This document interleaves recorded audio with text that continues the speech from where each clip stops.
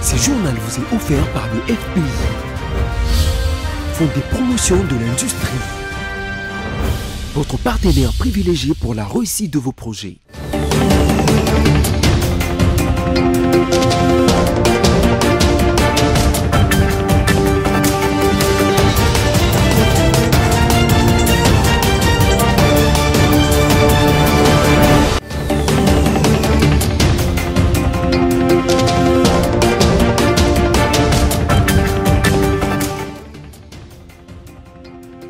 Nous sommes jeudi 26 décembre 2024. Meilleurs vœux à tous et bienvenue dans cette grande édition du journal sur BSC Télévision. Voici tout de suite le sommaire. Toujours dans les soucis de pacifier la partie est de la République démocratique du Congo, les Wazalendo continuent de traquer les groupes armés. Et ce jeudi 26 décembre 2024, ils ont mis la main sur 14 éléments du M23. Les pluies ne cessent de tomber, les avenues de plusieurs communes à Kinshasa, la capitale, continuent de se délabrer. Vous suivrez dans ce journal le cas des quelques-unes.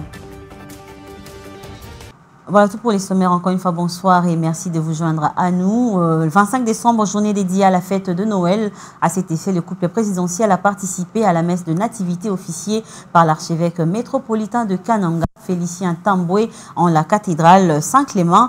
Dans son homélie, Monseigneur a invité les chrétiens à bâtir leur vie sur l'exemple du Christ et il a même profité de l'occasion pour présenter ses vœux au couple présidentiel tout en félicitant le chef de l'État pour les nombreux projets réalisés ou en cours de réalisation. Presse présidentielle. Au deuxième jour de son itinérance à Kananga, c'est à la paroisse Saint-Clément du chef-lieu du Kasaï central que le chef de l'État a débuté sa journée. La messe de Noël de ce 25 décembre 2024 a drainé de nombreux fidèles dans cette cathédrale. Et l'entrée du couple présidentiel a été très ovationnée. Ce culte spécial de la nativité du Christ était festif.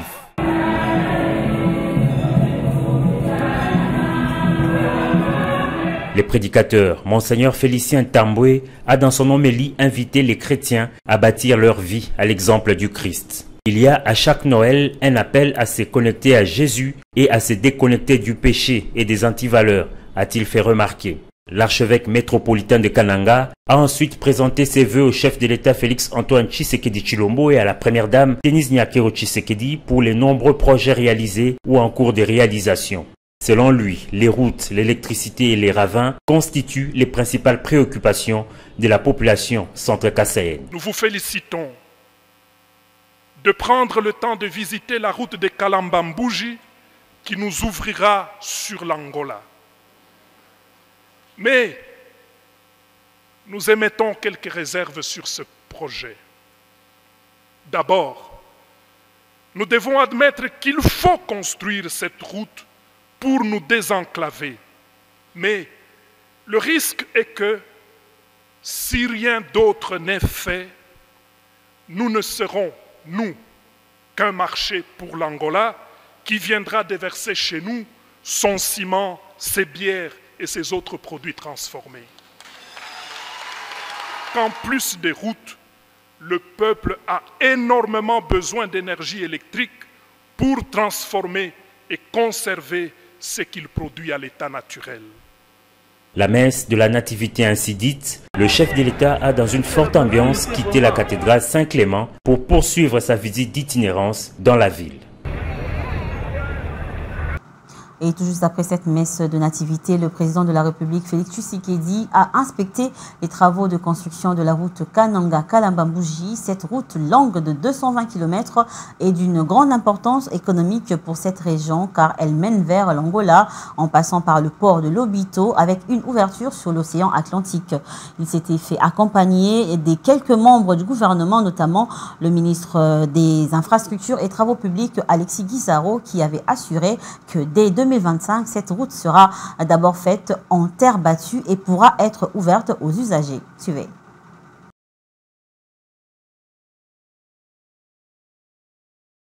Au sujet de la route Kananga-Kalamba-Mbouji, tout a été dit sur les travaux de sa réhabilitation. Le président de la République a ainsi consacré l'après-midi de la journée de nativité à l'inspection de cette route dite de l'espoir. On l'appelle route de l'espoir et même route du salut. Pour la population de la province du Kasaï central, c'est une véritable route pour le salut, parce que cette route, à l'époque où elle était praticable, elle permettait à ce que cette population puisse acquérir des biens, que ce soit des biens de première nécessité. L'essentiel du coût de la vie était assez bas. Le chef de l'État, Félix-Antoine Tshisekedi Tshilombo, a parcouru 25 km sur la route nationale numéro 1 jusqu'au village Matamba, qui constitue en même temps le point de départ de la route Kalamba-Mbouji, puis s'est dirigé vers l'usine des Concassages, site de production des graviers et des bétons armés. Tous les détails de son fonctionnement ont été donnés au président de la République. La base de vie des entreprises chinoises était la dernière étape de son inspection. Accompagné du ministre des Infrastructures, Travaux publics et Reconstruction, le chef de l'État a vu le premier tronçon asphalté de la route Kalamba-Mbouji et a reçu d'amples explications des entreprises chinoises ayant repris ces chantiers depuis le mois de septembre de cette année. Interrogé au sujet de l'évolution des travaux, le ministre des ITPR, Alexis Guissaro, a annoncé que d'ici juin 2025, les 230 km de la route dite de l'Espoir seront rendus praticables en attendant les grands travaux d'assainissement et de la pose des bitumes. Nous voulons rassurer la population que cette route va être réalisée. Et nous prenons rendez-vous avec la population du Kasaï central en juillet 2027. Juillet 2027, ça veut dire à peu près dans 2 ans et demi, ces travaux seront totalement achevés, c'est-à-dire que la route sera bitumée. Mais avant ça, nous avons estimé, compte tenu de la demande pressante, du besoin de la population, nous avons convenu avec l'entreprise que d'ici 6 mois, c'est-à-dire au mois de juin 2025, que cette route soit rendue praticable. Pour rappel, lors de son arrivée à Kananga mardi, le président de la République s'adressant à ses concitoyens s'était engagé d'achever la construction de cette route avant la fin de son mandat. Et puis cette information, les Ouazalendo ont mis la main sur 14 éléments du M23 dans une embuscade, tous vivants, c'est jeudi 26 décembre 2024. Ils sont remis aux forces armées de la République démocratique du Congo, les FARDC, et conduits vers Goma où ils seront présentés à la presse nationale et internationale pour certaines révélations. Et vous le savez certainement que le budget de l'exercice 2025, qui est chiffré à 51 553,54 milliards de francs congolais, a été promulgué dans une ordonnance signée par le président de la République, Félix Tshisekedi. Et pour en savoir un peu plus sur ce budget qui entrera en vigueur dès le 1er janvier 2025, notre rédaction a joint au téléphone Rigen Moufaoumé, chercheur en économie et fonctionnaire de l'État, qui suggère le renforcement du corps de contrôle des finances publiques, notamment la Cour des comptes, l'inspection générale des finances et les parlements.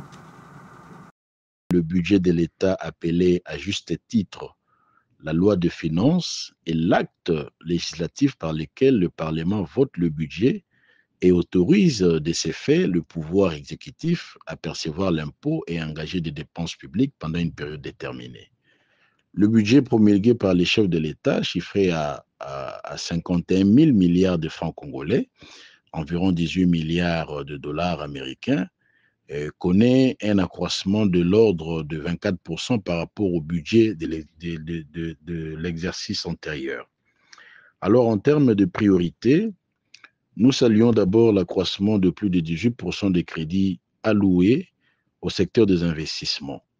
Et on suggère ce qui suit pour le développement du secteur économique et des infrastructures de qualité. Il faudra financer en priorité les dépenses publiques d'investissement. Pour éviter le remous sociaux, il faut penser au paiement régulier des dépenses contraignantes, c'est-à-dire la rémunération des fonctionnaires, le frais de fonctionnement des institutions, de rétrocession de provinces, les frais de rétrocession de régie financière et les paiements des engagements du gouvernement vis-à-vis de ses créanciers. Et enfin, pour continuer à maîtriser le cadrage macroéconomique que nous constatons actuellement, je pense qu'il faille continuer avec cette lancée qui consiste à comprimer les dépenses publiques en mode ou en procédure d'urgence, car cela a déjà une incidence positive sur l'inflation et les taux de change. Et même dans le long terme, cette incidence va se manifester sur le pouvoir d'achat des Congolais. En termes des orientations budgétaires, nos suggestions vont aller dans le sens de renforcer le corps de contrôle des finances publiques, notamment la Cour des comptes, l'Inspection générale des finances et les parlements, mais pourquoi pas également lancer le département d'intelligence économique et financière que le président de la République avait mis en place, qui est basé à l'Agence nationale de renseignement, afin de permettre une bonne exécution de cette loi de finances à la fin de la période. Je vous l'avais dit en titre que c'est devenu très difficile de circuler dans la ville-province de Kinshasa à pied, même en véhicule. Plusieurs routes se trouvent dans des mauvais états qui nécessitent une réhabilitation urgente. Constat fait ce matin par nos reporters. Regardez. La ville de Kinshasa ne dispose presque pas des routes en bon état. Les quelques rares qui existent sont à compter au bout des doigts. Dans plusieurs communes, les routes sont devenues amères pour y circuler librement. Par exemple, ici, dans la commune d'Elemba, cette route se trouve dans cet état depuis plusieurs années sans être réhabilitée et empêche une bonne circulation. Le même cas est observé sur les boulevards du 30 juin dans la commune d'Elagombe où après la pluie, les conducteurs ont du mal à circuler comme vous pouvez les voir dans ces images. Quelques Kinois interrogés sur l'avenue Oia, située dans la commune d'Engalima, se plaignent de cette situation et demandent au gouvernement de faire de son mieux pour la réhabilitation de ces avenues.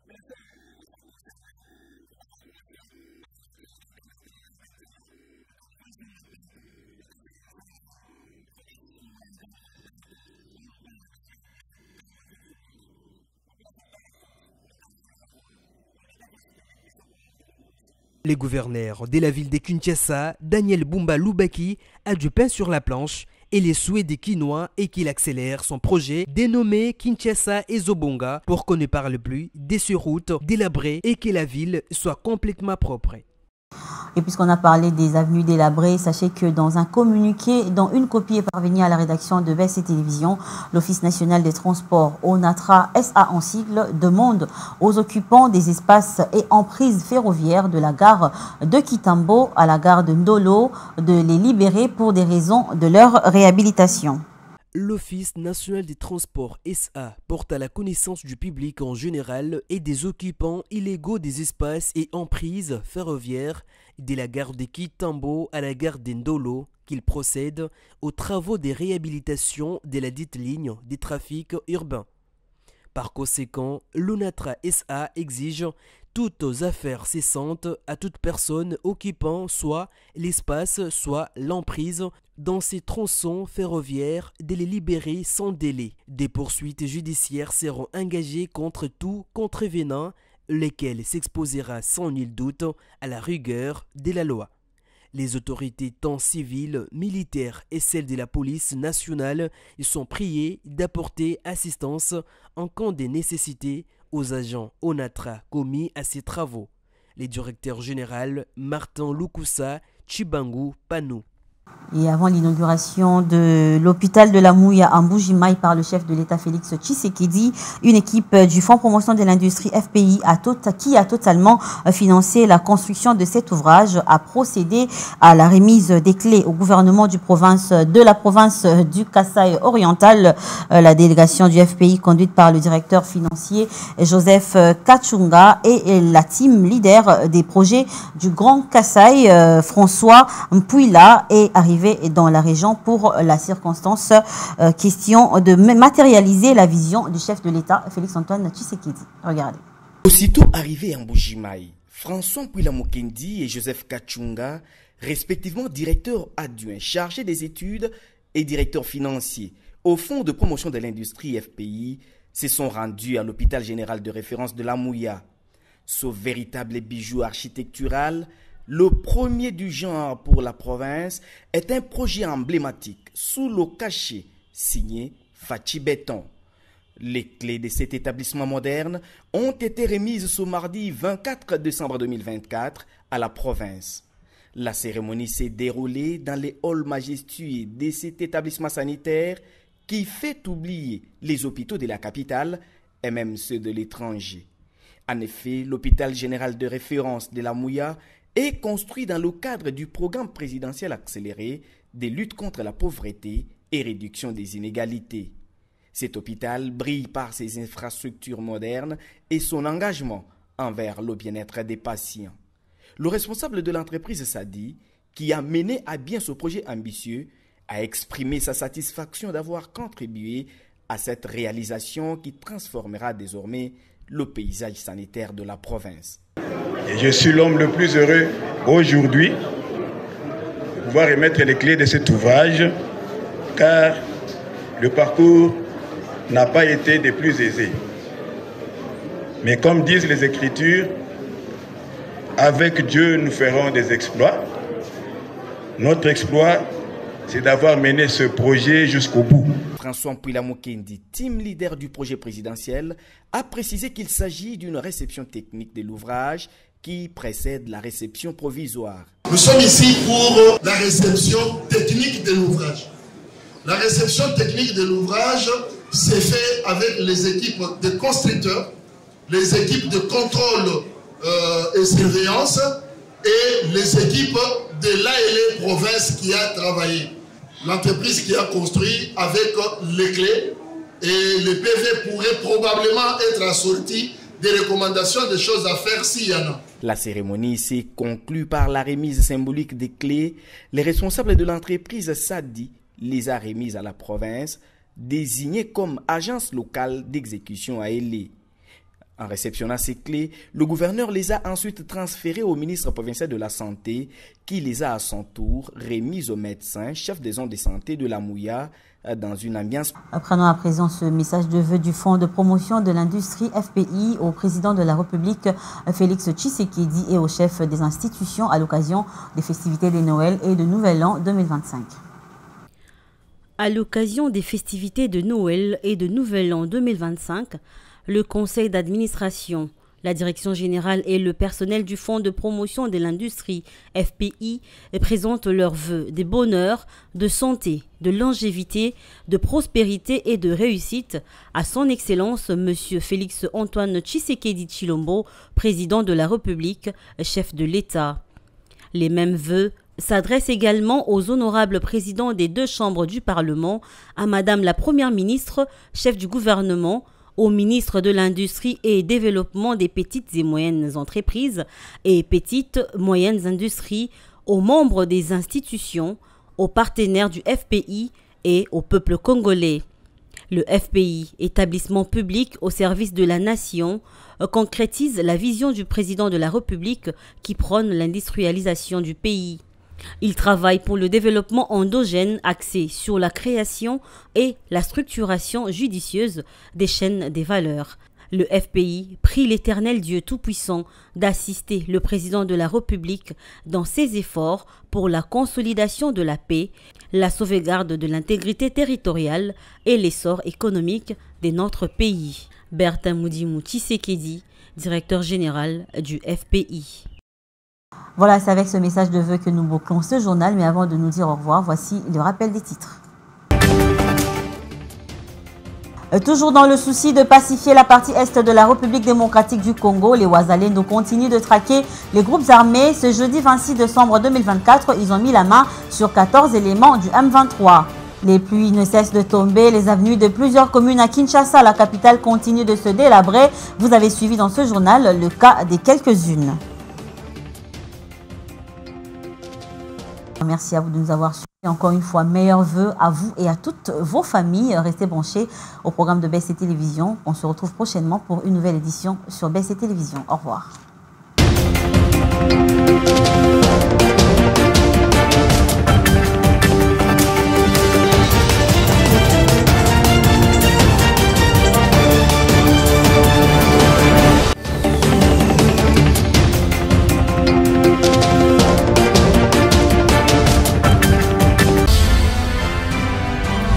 Ce journal vous a été offert par le FPI, Fonds de promotion de l'industrie, votre partenaire privilégié pour la réussite de vos projets.